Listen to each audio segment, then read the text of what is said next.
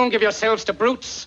Men who despise you, enslave you, who regiment your lives, tell you what to do, what to think, and what to feel, who drill you, diet you, treat you like cattle, use you as cannon fodder.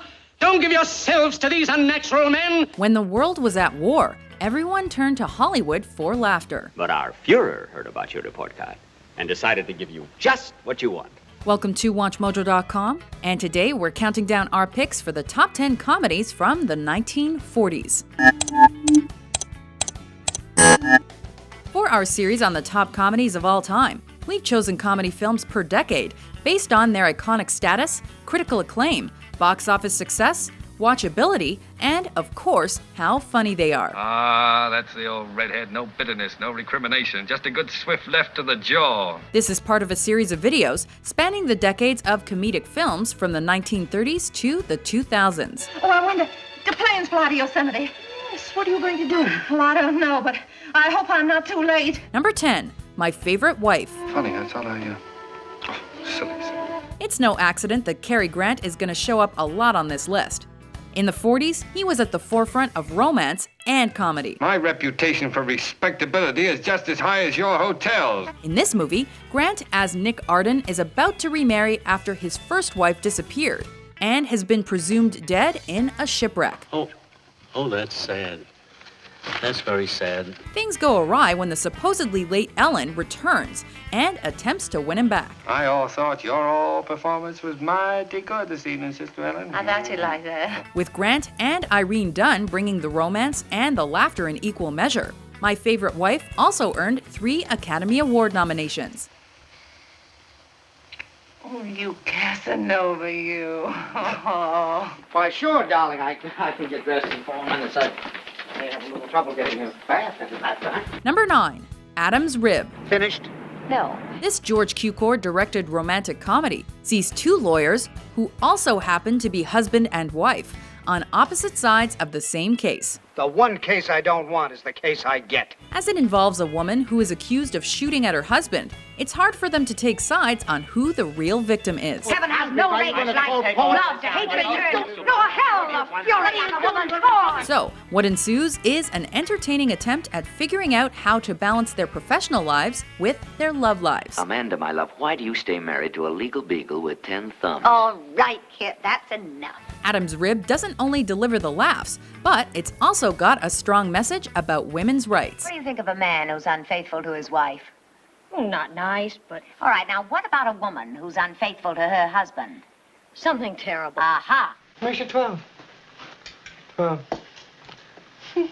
Number 8, Arsenic and Old Lace. Not now. For heaven's sake, keep your shirt on. In this Frank Capra film, drama critic Mortimer Brewster Hello, Mortimer. gets a rude awakening when he realizes his aunts are psychopathic serial killers. Well, how did the poison get in the wine? Well, we put it in wine because it's less noticeable. When it's in tea, it has a distinct odor. To make matters worse, Mortimer is soon to be betrothed to his beloved Elaine. Do you or do you not love me? Oh, Elaine. Elaine, how could you say such a thing?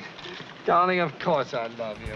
Cary Grant injects all his charm and grace into his role as the hapless Mortimer, and tries his best to reason with his beloved aunts. Do you mean others?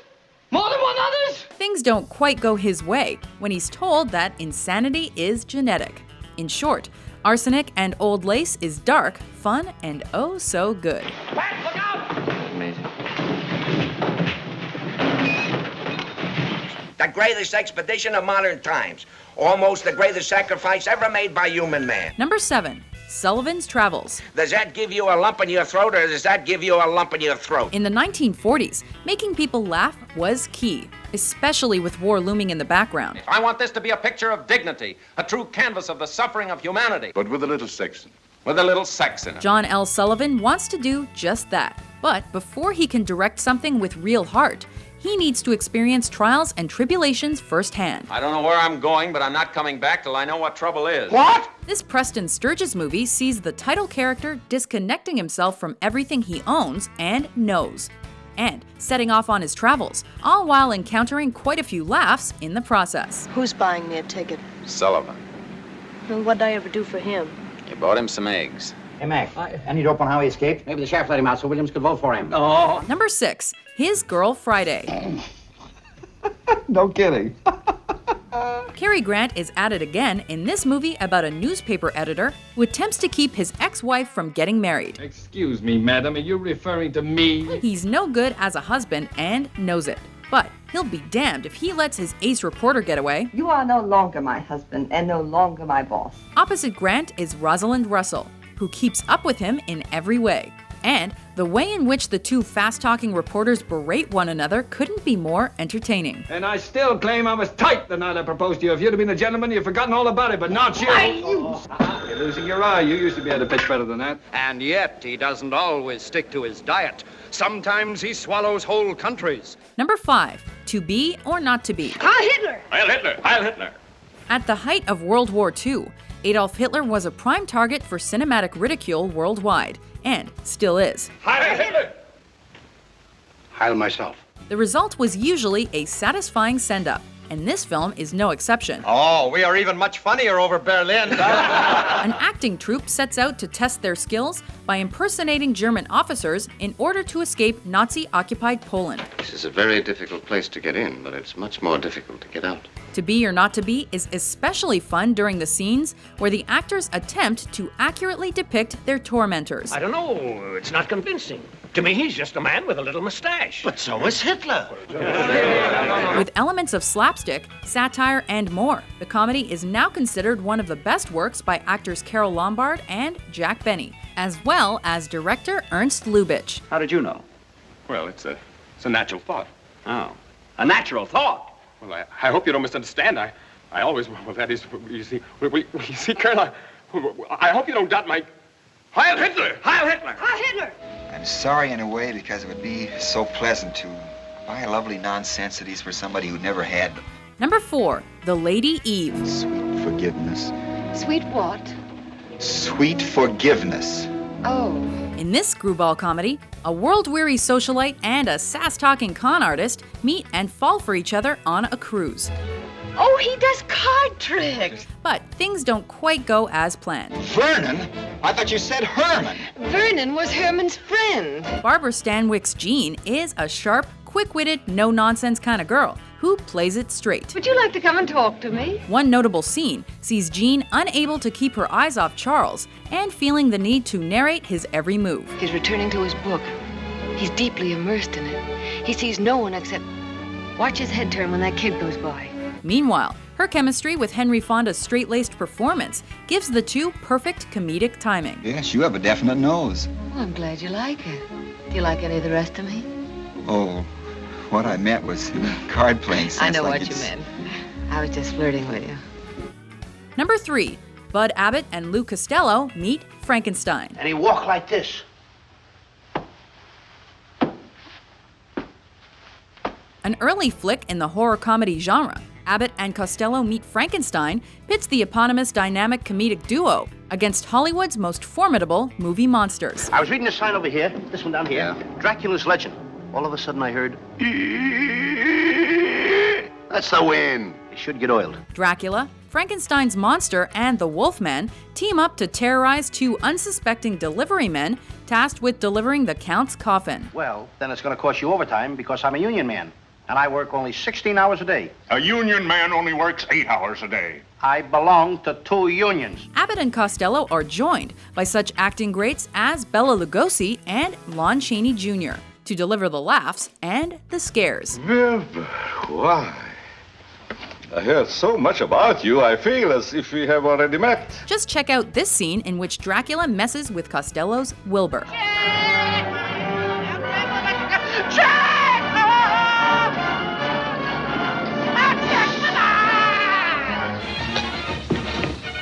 Number 2, The Great Dictator. Hail Hinkle.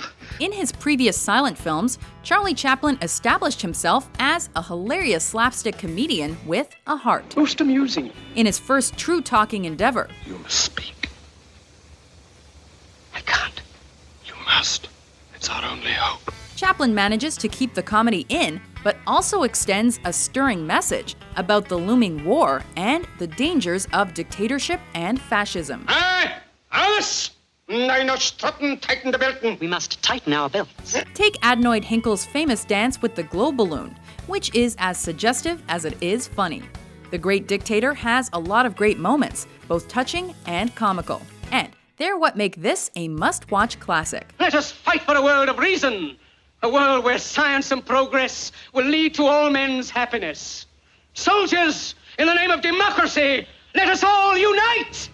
Before we unveil our pick for comedy of the 1940s, here are a few honorable mentions. Got no right to go making suggestions like that. Let me tell you, I've got enough to do in my job without gossiping. Do that, Daisy. Give it a bastard or an innocent life. I did not. Here, turn it up, will you? You're not in the bar of the Rose and Crown now, you know. Hello, hello. Give me the new old Lumpar cows. They're the new old.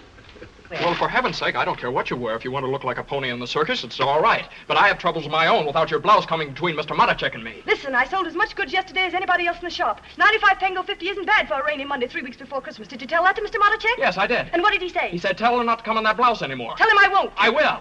Well, that's the terriblest thing I ever... What's your father gonna say when he finds out you can't... I mean, you haven't any husband. I mean, any proof. I mean, any... Who's he going... We just picked the wrong first husbands, that's all. Number 1, The Philadelphia Story. The Philadelphia Story. Tracy Lord and C.K. Dexter were a couple once in love and now divorced. Oh, I give up. But with Tracy set to remarry, her former husband wants a second shot. Oh, you want to get even with your ex-bride, huh? With Katharine Hepburn as the rich socialite and Cary Grant as the alcohol-abusing ex. Don't you know that tomorrow is the wedding? Oh, that's right, so it is. The Philadelphia Story is the perfect showcase of the actors' dry and quick-witted performances. Would you mind doing something for me? Anything, what? Get the heck out of here.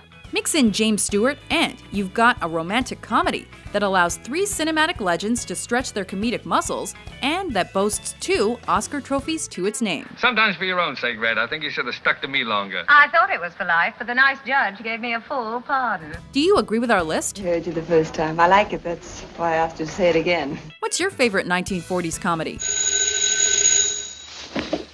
For more hilarious top 10s published every day, be sure to subscribe to WatchMojo.com. Yours had teeth? Look, Wilbur, yours had teeth, too. Did you see that tooth? Yes, I happened to see it. Mine had so much bridge work, every time I kissed her, I had to pay toll.